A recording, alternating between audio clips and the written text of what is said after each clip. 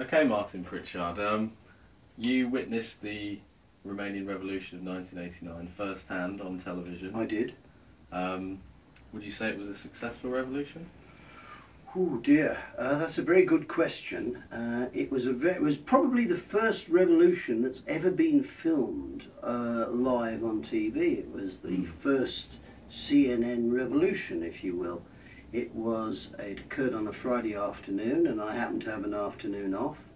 And I went to a hotel, and there was the television, and I noticed Mr. Ceausescu on the balcony of his presidential palace in Bucharest, making a speech to the crowd, and he looked at the crowd and glared at the crowd, and he expected them, I think, to be passive, and instead they shouted at him, and he tried to reinforce his message, and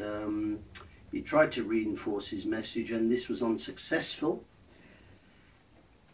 And as a consequence, a degree of panic set in, and all hell let loose, as they say. And Mr. Ceausescu made his excuses and left by helicopter from the roof of the presidential palace. And he was later hunted down and put on what some people call a trial. I call it more of a kangaroo court, and summarily shot with his wife. And it was a very bloody, and it was the only Eastern European communist revolution that was violent.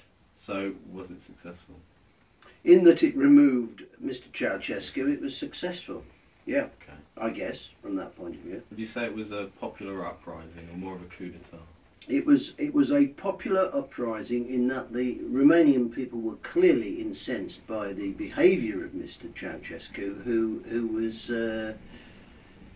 if I can be absolutely frank about it, I think it's fair to say that Mr. Ceausescu had lost his marbles and had lost touch with reality, and clearly there was a massive gulf between the aspirations of the Romanian people and the